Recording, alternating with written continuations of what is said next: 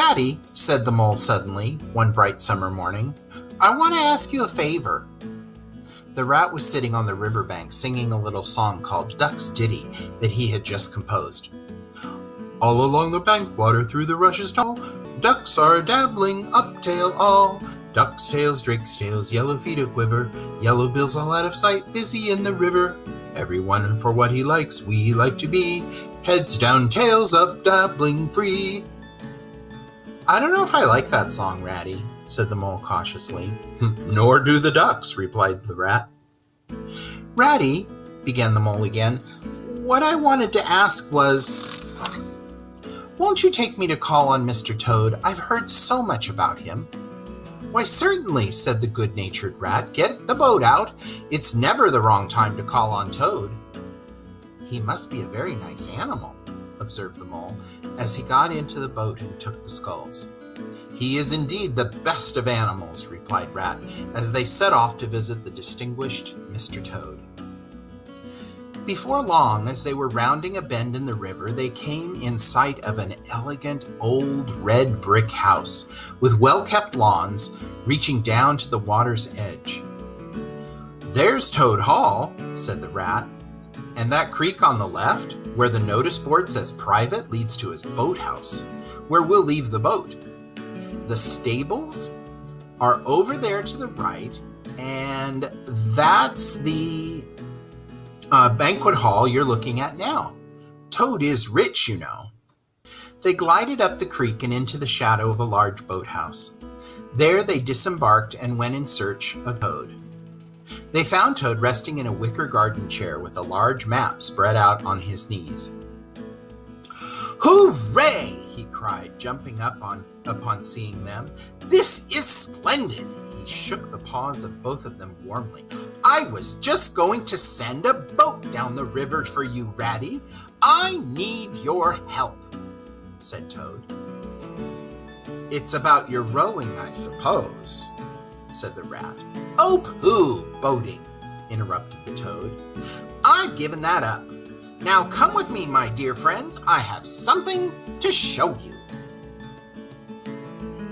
He led the way to the stable yard, and there they saw a gypsy caravan, shining with newness and painted a canary yellow and green. "There you are," cried the Toad. "There's real life for you. The open road, the dusty highway. This is the very finest cart of its sort. Come inside and take a look." The mole was tremendously excited and followed him eagerly up the steps and into the caravan. The rat refused to follow. It was indeed very compact and comfortable.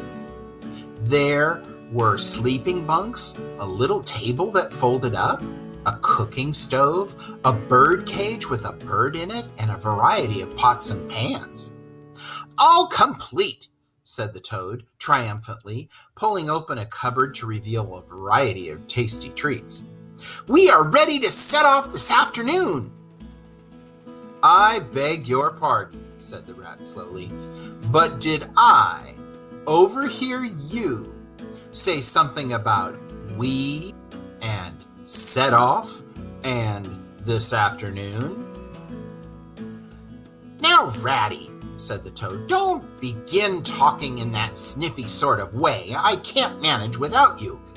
You surely don't mean to stick to your dull old river all your life." "I'm not coming," said the rat, "and I am going to stick to my old river. And what's more, Mole's going to stick to me. Aren't you, Mole?" "Oh, of course I am," said the mole loyally. "All the same, it sounds as if it might have been fun," he added wistfully. The rat saw that Mole was disappointed. He hated disappointing people. Toad was watching both of them very closely. "Come along in and have some lunch," he said diplomatically, "and we'll talk it over. We needn't decide anything in a hurry." During luncheon, Toad spoke enthusiastically of the joys of the open road, so much so that the mole could hardly sit still in his chair. Before long, unable to disappoint his friends, the rat had agreed to go. When they were ready, Toad led his companions to the paddock to capture the old gray horse. For his part, the old gray horse did not want to be captured. Eventually, though, the horse was caught and harnessed, and they set off. It was a golden afternoon. The smell of the dust they kicked up was rich and satisfying. Late in the evening, they drew upon a remote common, turned the horse loose to graze, and ate their simple supper sitting on the grass. At last, they turned into their little bunks in the cart. Toad sleepily said, "Well, good night, you fellows. This is the real life for a gentleman." After so much open air, the toad slept very soundly, and no amount of shaking could rouse him the next morning. So the mole and rat set to work. The rat saw to the horse and lit a fire, while Mole trudged off to the nearest village for some milk and eggs. The hard work had all been done by the time Toad appeared. They had a pleasant ramble that day along narrow by-lanes and camped as before on a common. This time, the two guests made sure that Toad did his fair share of the work. As a result, when the time came for starting the next morning, Toad was no longer singing the praises of the open road. Their way lay, as before, along narrow country lanes, and it was not till the afternoon that they encountered their first main road. There, disaster struck, for as they strolled and chatted, from far behind them an unfamiliar sound could be heard. Glancing back, they saw the same cloud of dust advancing on them. From out of the dust, a faint poop poop sounded.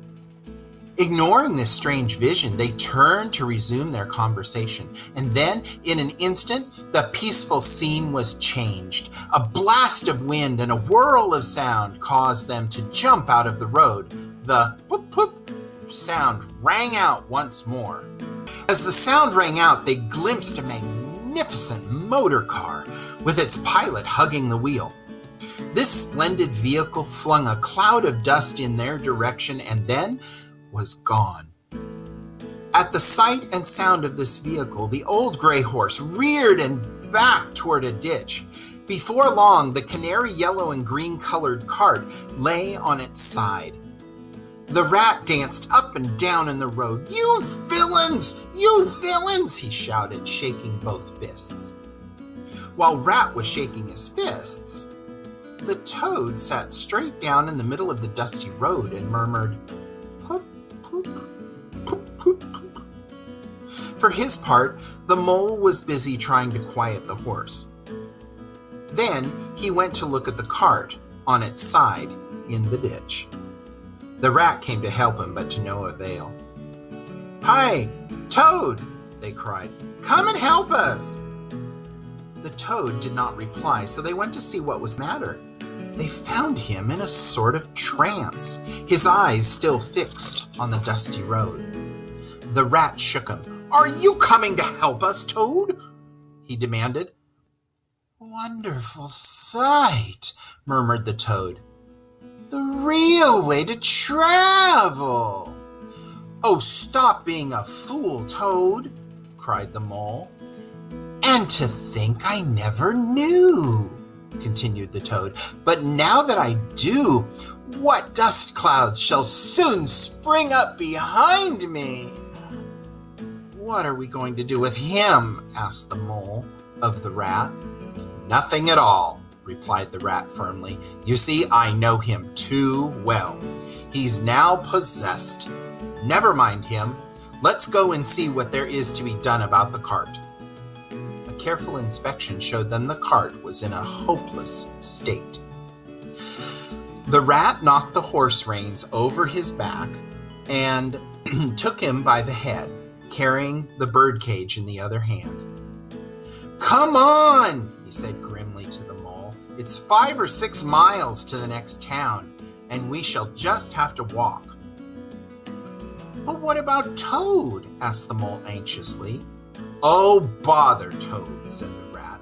I've done with him. They had not proceeded very far on their way, however, when there was a patter of feet behind them, and Toad caught up.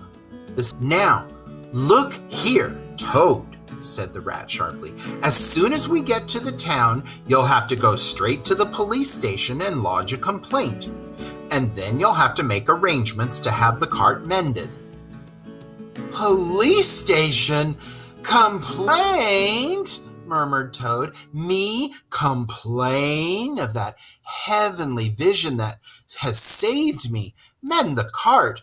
Oh, I've done with carts and caravans forever.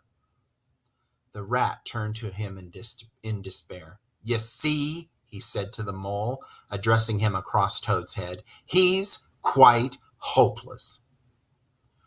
On reaching the town, they left the horse at the stable and gave what directions they could about the cart.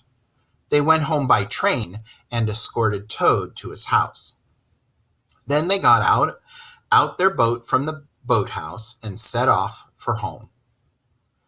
The following evening, the Mole was sitting on the bank fishing when the Rat, who had been chatting to friends, came strolling along to find him.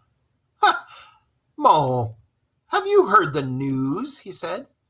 Toad went up to town and ordered a large and very expensive motor car.